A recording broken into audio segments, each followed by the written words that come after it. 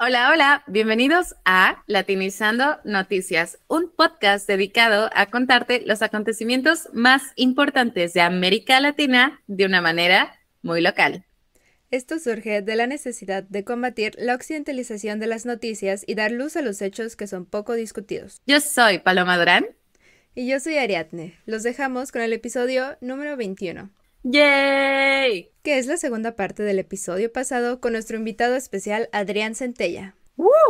Otra vez yo. Hola, hola. Ya, no tenemos voz, amigos. A ver. No. Y nada más para que nos acordemos, cuéntanos un poco de ti, Adrián, si quieres. Bueno, recapitulando, soy promotor de paz, me dedico mucho a la investigación y a la colaboración con organizaciones de la sociedad civil y me enfoco en temas que rodeen la violencia, la prevención de la violencia, la disminución de la violencia, pero también la desigualdad, como el tema de la gentrificación y pues otra vez muy honrado de estar aquí. El honor es nuestro. Exacto.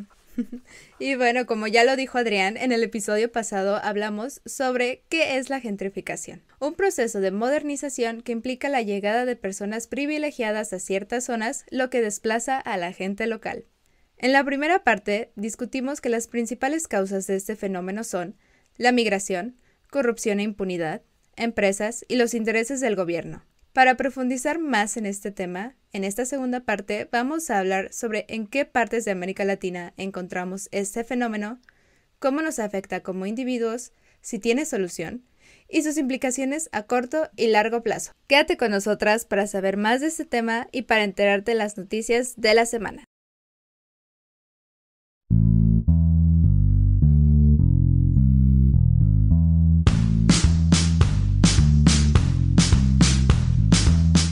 Y ahora vámonos a dónde estamos viendo este fenómeno de gentrificación. Y básicamente, tristemente, la vemos en toda América Latina. La mayoría de las ciudades populares están experimentando procesos simultáneos de gentrificación. Esto se está viendo en Chile, en Argentina, en Brasil, en Panamá, en Colombia, pero también lo estamos viendo en el Caribe, en países como Puerto Rico y en Barbuda. Y esto está provocando que justamente haya un desplazamiento grande de personas originarias y minorías. ¿No, Ari? Ay, perdón, eso no te tocaba a ti. Sí. Ay, ya, pero confírmame. Yo digo que sí. Ya digo que sí. Algo interesante de esto es que, por ejemplo, a pesar de que la gentrificación ocurre muchas veces en grandes centros urbanos, no solo ocurre en estos espacios.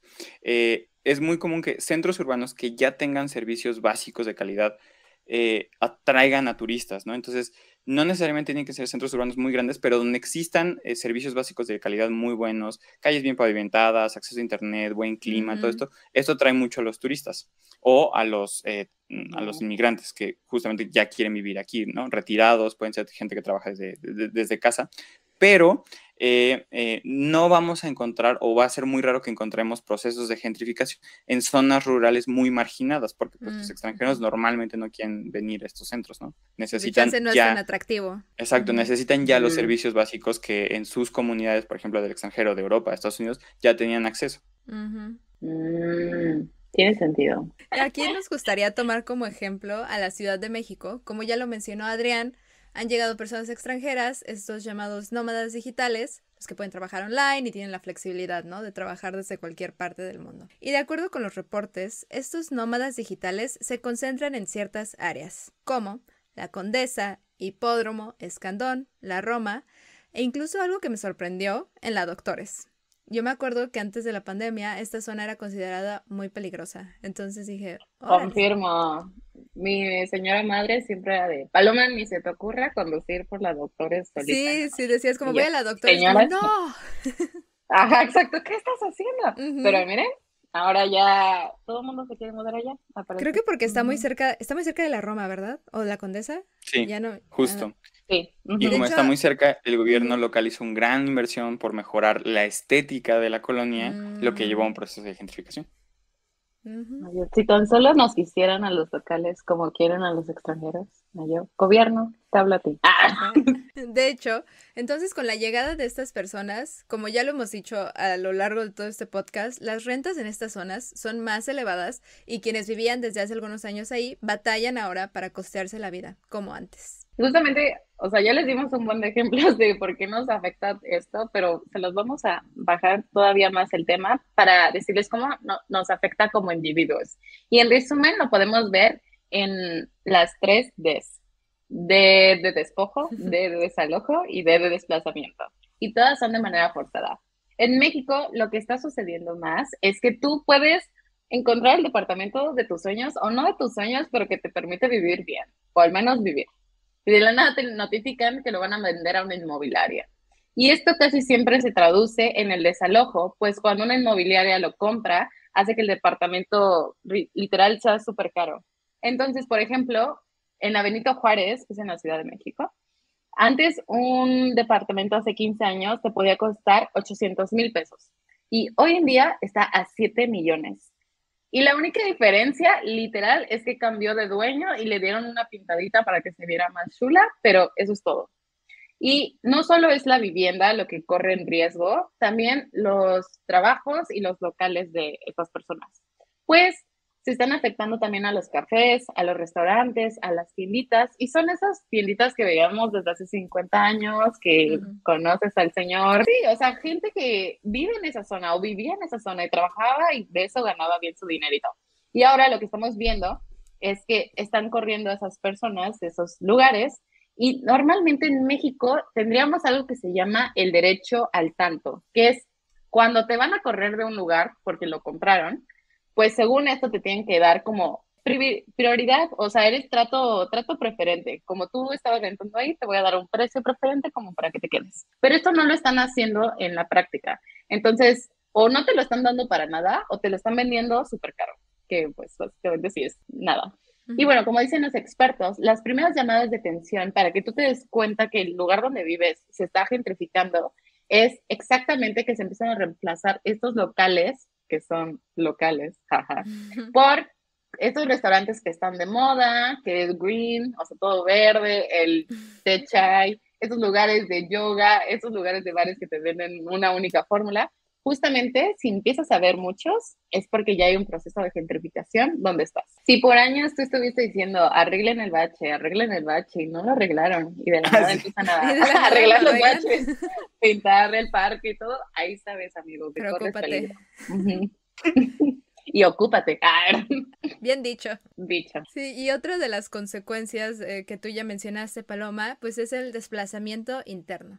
Como ya lo dijimos, la llegada de estas personas con más recursos económicos desplaza a las personas que anteriormente habitaban ahí. Y aquí hay que tomar en cuenta que si bien los expertos afirman que la gentrificación sí impulsa la economía de las ciudades, esto a su vez provoca que los costos por vivir ahí aumenten. Y por ende, las personas, como ya lo dijimos, no pueden costear ni mantener su calidad de vida. Entonces se mudan a otros vecindarios y se van de las ciudades. Entonces aquí la ONU Habitat ha dicho que hay un intercambio entre las personas, lo cual puede provocar que una buena calidad de vida y espacio público exista solo en ciertos lugares centrales y privilegiados, y que las periferias u otros vecindarios sean olvidados. Según la ONU Habitat, esto es, y cito, un problema de exclusión, mala planeación, gobernanza y desigualdad que afecta a nuestras ciudades y a su población, especialmente a la más vulnerable. Justo, bien dicho, porque sí. Nosotros estamos de acuerdo con la ONU. Todo lo que decimos. Sí. Qué sorpresa.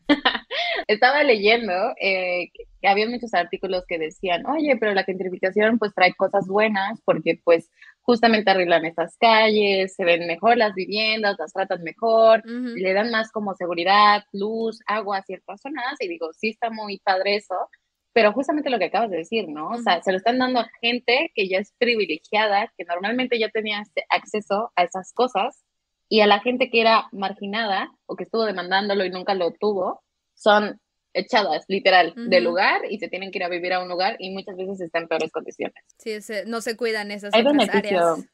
Sí. Exacto, hay beneficio solo para pocos. Sí. Y, por ejemplo, Ujú. hay algunas cosas que también nos preocupan a mediano y largo plazo. Hay un tema grande de segregación y marginación de las personas que ya vivían en esas colonias, en esos centros urbanos bien desarrollados, con buenos servicios básicos, porque se están teniendo que mudar a zonas donde no tienen los servicios de calidad que sí tenían, ¿no? Entonces, es muy difícil.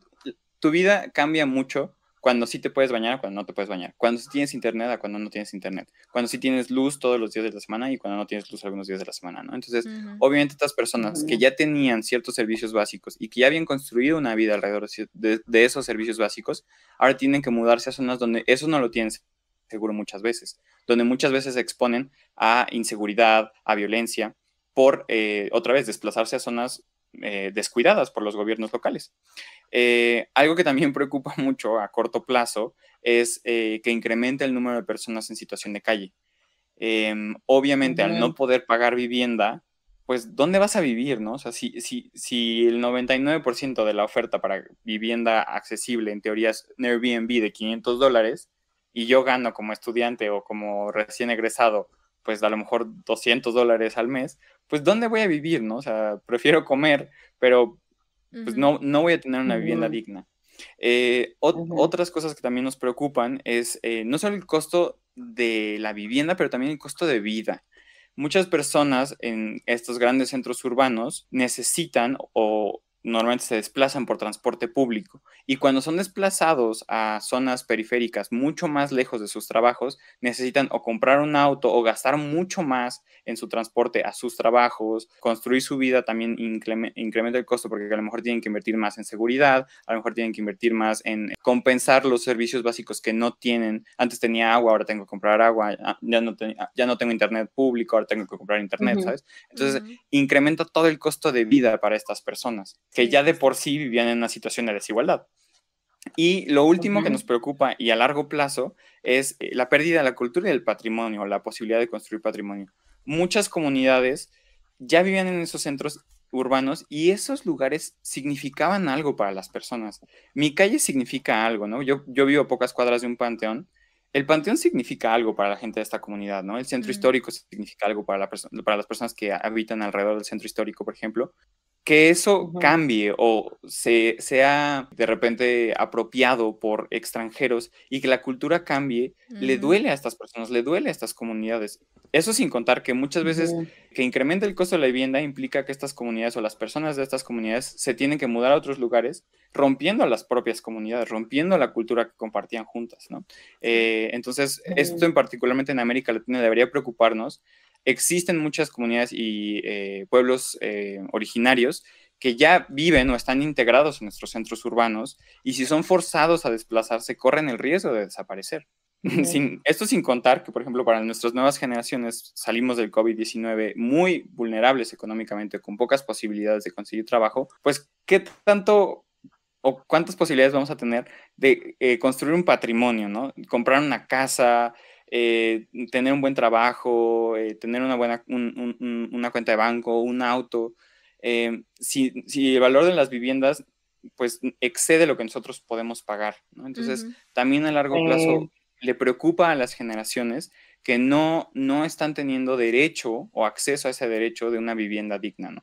Y de construcción de patrimonio. Sí, Sí, y creo que justamente.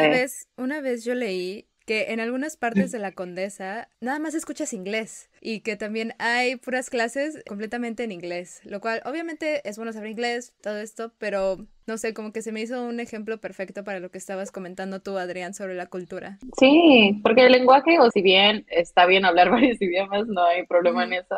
Sí, o sea, si en el momento en que una gana y no es la original, la del país, o sea, que sé que México tampoco es el español, pero no nos vamos a ir por ahí. O Ujú. sea, pero el punto es que, o sea, pues sí, o sea, ellos traen otros chips, traen otras culturas, otros hábitos, que si solo hablan en inglés, pues te das cuenta que estamos viviendo con los de ellos más que ellos con los de nosotros, ¿no? Y de hecho Mm. hay como muchos videos en porque yo también vi como que ya empezó algo inversa, que los mexicanos han pedido, oye, habla español, ¿no? Porque ves que Sí. nosotros somos Ujú. siempre discriminados en Estados Unidos y no hablamos bien, en cualquier lugar eres discriminado. Y entonces Ujú. ahí ellos vienen y no digo que esas personas sean racistas o algo así, pero se ve como hay ya un chip en el que dicen, ok, si tú te vienes a vivir también y tú nos estás demandando eso, pues también te vamos a pedir eso, ¿no? O sea, que no se Ujú. pierda nuestro, patrimonio. Entonces creo que Claro, ahora está imagínate muy las personas que interesante. hablan Ujú, una lengua de algún pueblo originario, ¿no? También, Ujú, esas justo. lenguas también están en riesgo de desaparecer o pueden ser discriminadas por o por los inmigrantes o extranjeros que vienen y solo hablan inglés. ujú. Sí, o sea, doble discriminación, más, o sea, más que doble Ujú. discriminación, ¿no? Pero es Cuádruple otro tipo de discriminación. discriminación Sí, exponencial 1000. sí, sí, sí. Entonces ahora nos queda preguntarnos cómo se puede solucionar este problema.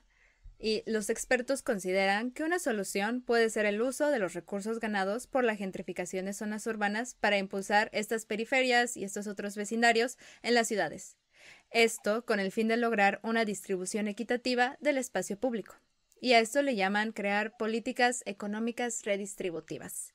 Y algo que se me hizo interesante es que esto se podría convertir en un ciclo sin fin, porque si desarrollas un área puedes atraer a nuevas personas que impulsen la economía y así crear nuevas zonas urbanas. Entonces como un ciclo de gentrificación tras otro. Ujú, Otras posibles soluciones son utilizar programas sociales para retener a los habitantes e incentivar la generación de ingresos a través del apoyo a las pequeñas empresas, la restauración de viviendas dañadas y el mejoramiento de los espacios públicos, lo cual puede traer una mayor participación e interacción de la población pues que ya vive ahí.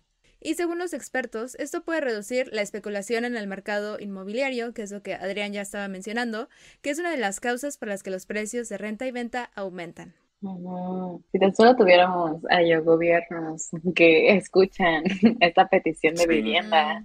Y decir que también hay muchos movimientos ciudadanos que están luchando por que en las constituciones locales se reconozca el Ujú, derecho a una vivienda digna, ¿no? Y que el gobierno, si se va a aprovechar de estas personas y de sus dólares, construya entonces viviendas dignas para las personas que ya no pueden pagar donde vivían antes. justamente ahorita lo que nos acaba de decir Adrián, se conecta mucho a la conclusión de cuál es el panorama. Y a corto plazo parece que no se va a respetar el derecho a la vivienda, pero en el Ujú, futuro puede que sí. Entonces, nada más como para que sepamos qué es el derecho a la vivienda. Normalmente suele pensarse que este derecho consiste en solo ofrecer inmuebles a la población. O sea, de, mire, estas son las casas, tú escoge, que te alcance, qué bueno. Pero no, esto es un error. De hecho, se tiene que ofrecer un inmueble, pero al mismo tiempo se tiene que garantizar que la persona que está pagando la renta o la compra no tiene un riesgo de expulsión. Y como ya vimos, es imposible porque ahorita muchos gobiernos en América Latina se están basando más en ganancias económicas que respetar este derecho a la vivienda, ¿no? ujú. Que si bien existen las constituciones, como por ejemplo en la de México existe, vemos que en la práctica no se hace y que de hecho hay tratados para que vengan más nómadas digitales, para que vengan más Ujú. Airbnb, entonces como que se está haciendo lo contrario. Así que en un futuro los expertos preguntaron, ¿es posible que se cumpla el derecho a la vivienda con el actual sistema del mercado inmobiliario? Y la respuesta es que no, porque como ya les dijimos, buscan maximizar la rentabilidad y los asuntos sociales, por ende, quedan como a un ladito. Sin embargo, esta crisis, como ya también mencionó aquí mis ojos Adrián, es que actualmente existen muchas protestas en contra de la gentrificación. Las podemos encontrar en México, en Colombia, en Puerto Rico, en Chile y básicamente en muchas ciudades de América Latina.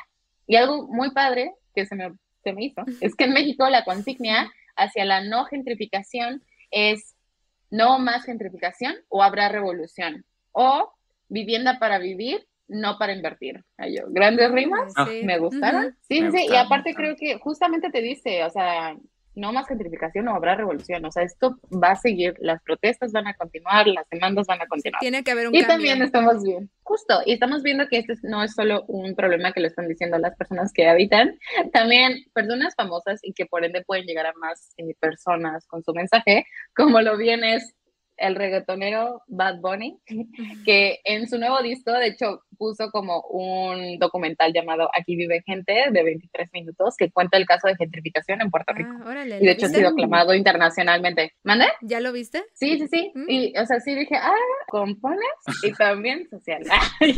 Dos puntos. Sí, no, o sea, creo que está muy padre que dijo, ¿sabes qué? Aquí está mi disco, pero también échate una conciencia acerca de la Sí, qué gente. bueno que utiliza su Entonces, plataforma, ¿no? Y su alcance. exacto.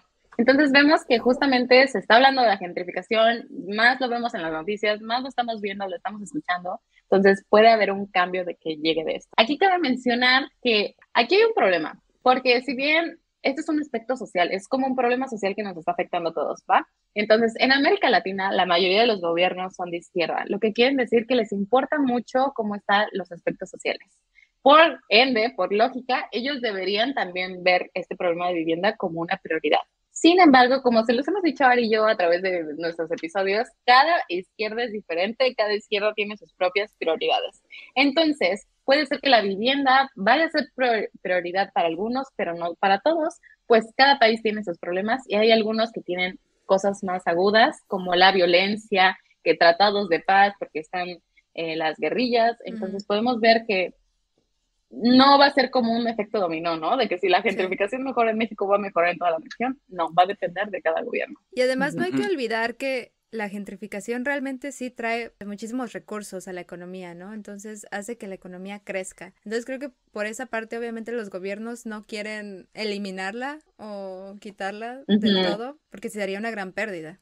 Claro, y Sí, además justo. como que embellece el espacio público, ¿no? Y incrementa los servicios básicos. O sea, en realidad aquí el problema de la gentrificación no es tanto que no traiga capital, sino que otra vez o replica Las un modelo de consecuencias. acumulación, ¿no? De acumulación o concentración de ese capital que no llega a las personas en situación de desigualdad, ¿no? Otra vez, como muchos de los problemas en América Latina, nuestro problema no es que venga ingreso, nuestro problema no es que vengan extranjeros, nuestro problema es que vengan extranjeros a acumular riqueza, a aprovecharse de nuestros recursos naturales, de nuestros servicios básicos, y nosotros no vemos nada a cambio. Al contrario, perdemos, por ejemplo, en este caso, nuestra vivienda, ¿no? Nuestra casa, nuestro patrimonio.